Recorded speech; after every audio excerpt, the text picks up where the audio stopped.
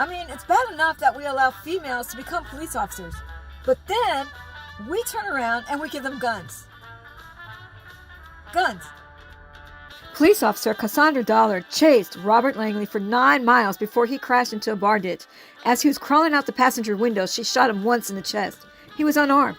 She has had more police jobs than you can count on your fingers and toes and has been fired from at least 2 of them. A Hemingway police officer now in custody after a shooting early Sunday morning left a 46-year-old man dead. His name was Robert Jr. Langley. The State Law Enforcement Division, SLED, says Officer Cassandra Dollard is charged with voluntary manslaughter in that case. SLED says Officer Dollard initiated a chase that started in Williamsburg County and ended in Georgetown County. Now, around 1:30 on Sunday morning, deputies with the Georgetown County Sheriff's Office responded to a shooting near Choppy Road and Schoolhouse Drive. That's in the Pleasant Hill community. Right now, Officer Cassandra Dollard being held at the Georgetown County Detention Center. A bond hearing is set for her tomorrow morning. Now, new at 6, Live 5 has learned that officer was working for her 6th department in her career. And according to her training history, she had been fired from 2 of those. Lisa Wiseman joins us from the newsroom. And Lisa, we just gotten that training history within the last hour. We learned that Cassandra Dollard had just started with the Hemingway Police Department just last September. She was previously with the St. Stephen Police Department for 6 years and left on her own accord. But she was twice fired from other law enforcement jobs, that according to her training history from the State Criminal Justice Academy. Back in 2002, Dollard was fired from her position with the Johnsonville Police Department for, quote, poor performance. Then in 2014, she was fired from her position with the Department of Public Safety. In that personnel change in status report, the Director of Public Safety at the time said she violated multiple policies, including willful violation of rules, improper conduct, unbecoming of a state employee, and negligence in the performance of duty. We have reached out to the Hemingway Police Department for comment on her arrest and to ask the current state of her employment with the department. In the newsroom, Lisa Wiseman, Live 5 News. Kimberly Potter. Kimberly Potter received 2 years in the state penitentiary for manslaughter for the senseless deaths of Dante Williams. She said she accidentally grabbed her gun instead of her taser. Big difference between a taser and a gun. A gun kills. On top of that, she was a training officer. Brooklyn Center, Minnesota, officer charged just a day after Officer Kim Potter resigned for shooting a 20-year-old man at a traffic stop. She's now facing 1 count of second-degree manslaughter. On body camera video, Potter, a 26-year veteran of the force, was heard screaming taser before firing her gun, striking Dante right. Potter was taken into custody this morning. CBS 4's Chris Martinez has the latest developments.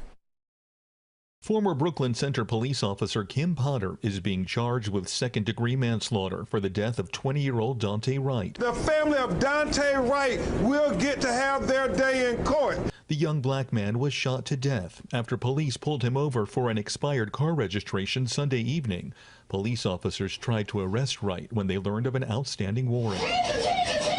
Police say Potter, who had been training a new officer, thought she reached for her taser, but fired her handgun instead. I cannot even believe it that this officer would engage in that use of force. They could have given him a ticket. I never imagined this is what was going to happen. I just thought maybe he was being arrested. Kate Wright, Dante's mother, said she was on the phone with the woman who was in the car with her son moments after the shooting. And it was on a FaceTime. And she said, she was crying and screaming, and she said that they shot him. And she pointed the phone towards the driver's seat, and my son was laying there, unresponsive. Wright's death has ignited protests and clashes with police in Brooklyn Center and other areas of the country. Amber Guyger. Amber Guyger received a 10-year sentence for the murder of Botham Jean. She mistook him for an intruder in her apartment.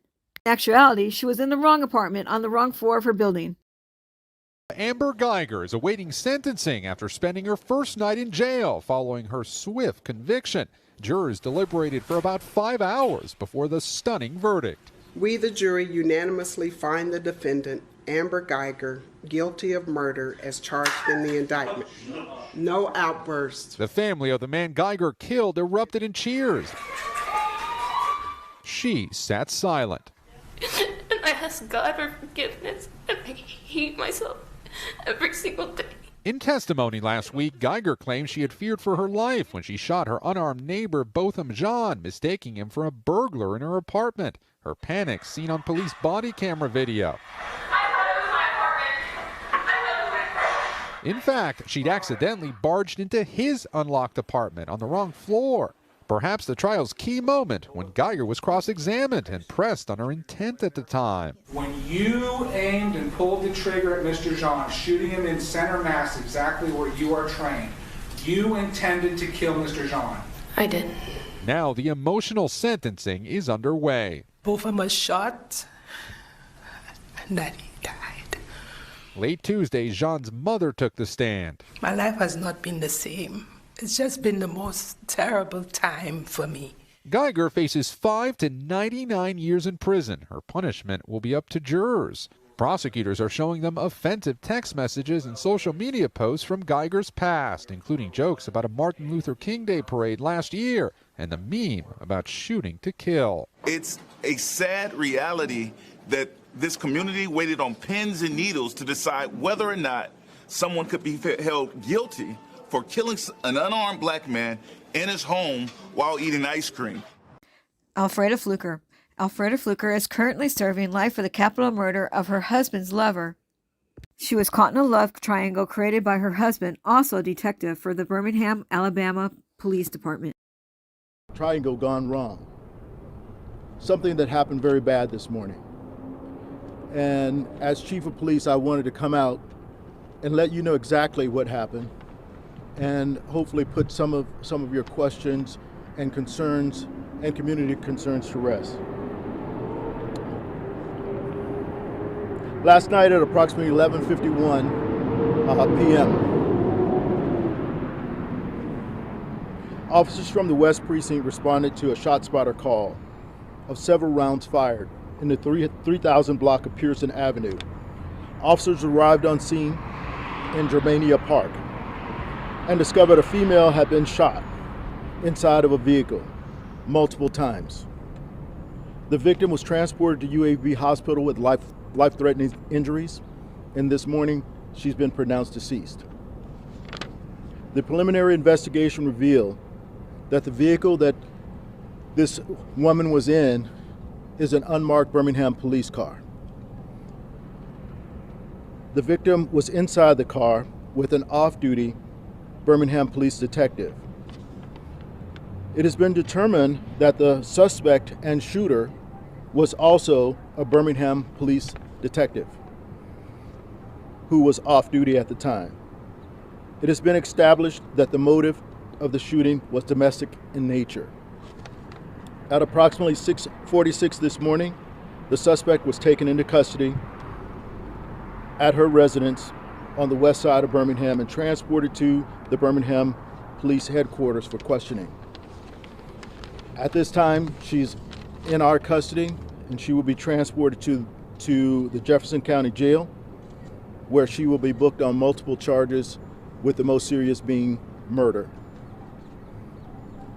The suspect has been identified as Detective ALFREDA FLUKER, F-L-U-K-E-R, 39 years of age. She's a female, and she's been with the Birmingham Police Department for 15 years and was assigned to the Birmingham Police Department's crime reduction team. Considering this involves one of our officers, we've contacted the Alabama Law Enforcement Investigation Bureau, who will be conducting an extensive investigation and following up on our detectives' findings so far.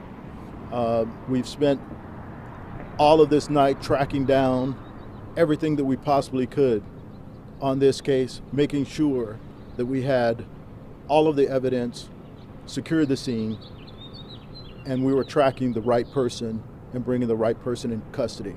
And unfortunately, we follow every protocol to make sure that we're doing everything the right way. And even when it leads to one of our own, we're going to make the tough call, and we're going to take the right actions. I'll open up for any questions you might have. Leave me a comment and let me know what you think about these deadly women cops having deadly weapons. What can be done to prevent more shootings?